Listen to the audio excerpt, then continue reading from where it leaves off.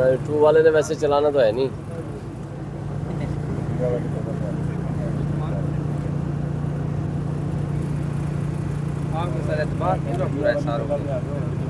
पूरी तरह पता है, पता भी है, एतबार भी है। उधर दे दो यार, बैलेंस कर दो। आप लोग आगे हो जाओ यार, लेफ्ट राइट में।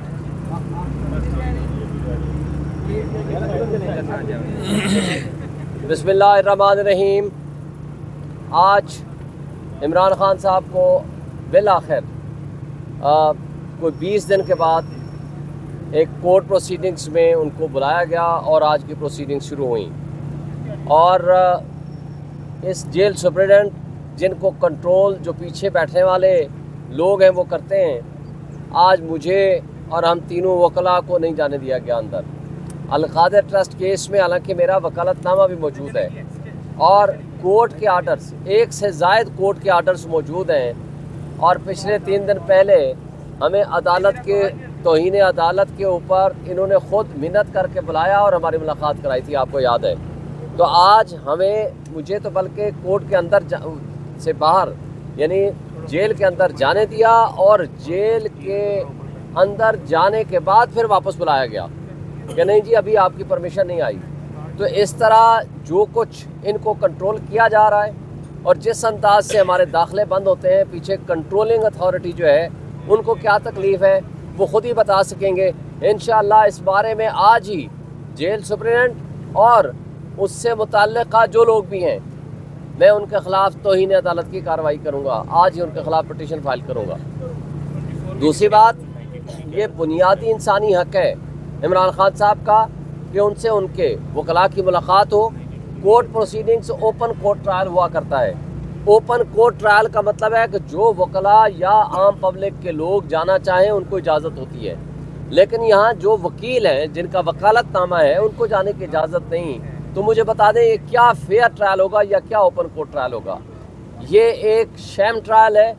ये उन कठपुतलियों के ज़रिए उसी तरह का ड्रामा रचाया जा रहा है जिस तरह अबुल हसन जुल्करनैन, जिस तरह हुमायूं दिलावर या जिस तरीक़े से और जिस अंदाज से बाकी जजेस ने ये ड्रामा किया था जिसमें बशीर अहमद शामिल है।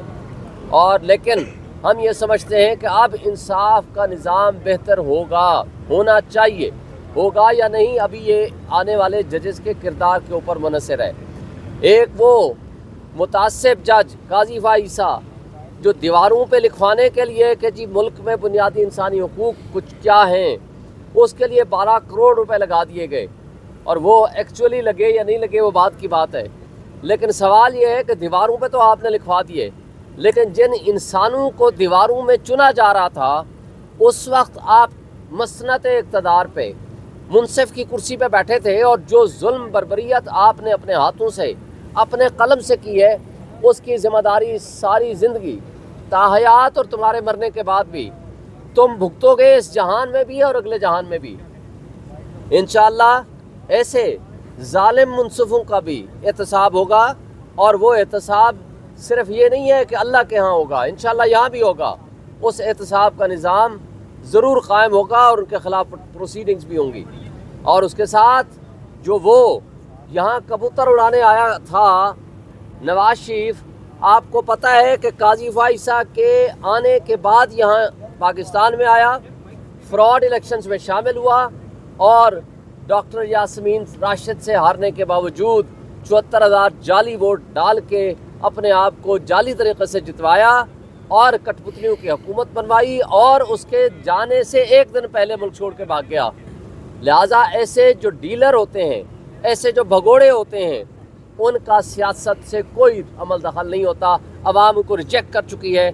ऐसे रिजेक्टेड लोगों को हमारी एस्टेब्लिशमेंट ने जिस तरह मुसल्लत किया है अवाम के ऊपर, इन हरकतों से पाकिस्तान का आज का इंडेक्स, कल मैं देख रहा था, आप देखिएगा आपका बदतरीन सतह पे चला गया।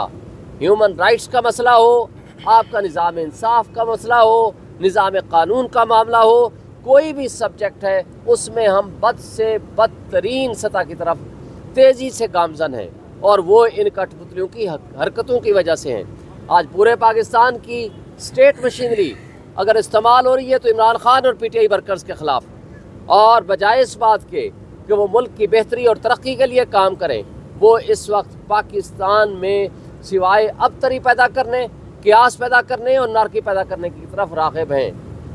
اور آخری بات، یہ جو 100 کارڈ 26ویں ترمیم آئی ہے، اس کو ہم ریجیکٹ کرتے ہیں، اور یہ جو ڈراوے اور دھمکاوے دیتے ہیں کٹ پتلی کہ ہم 27ویں ترمیم لے کر آئیں گے، ہم یہ سمجھتے ہیں کہ یہ حرکتیں آپ کی اب نہیں چلیں گی۔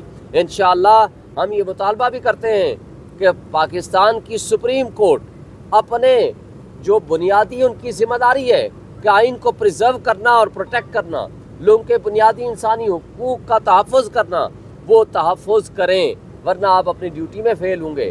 ہم اس کو بھی اچھی نگاہ سے دیکھتے ہیں کہ جسٹس یحییٰ آفریدی میں جو کمیٹی میں 2 ممبران کو شامل کیا جو سینئر موسٹ جج ہیں، اور اسی طرح ہم اس کو بھی اچھی نگاہ سے دیکھتے ہیں کہ آج فل کورٹ میٹنگ بلائی ہوئی ہے۔ ہمیں توقع ہے کہ انشاءاللہ سپریم کورٹ بہتر فیصلے کرے گی۔ شکریہ۔ بسم اللہ الرحمن الرحیم۔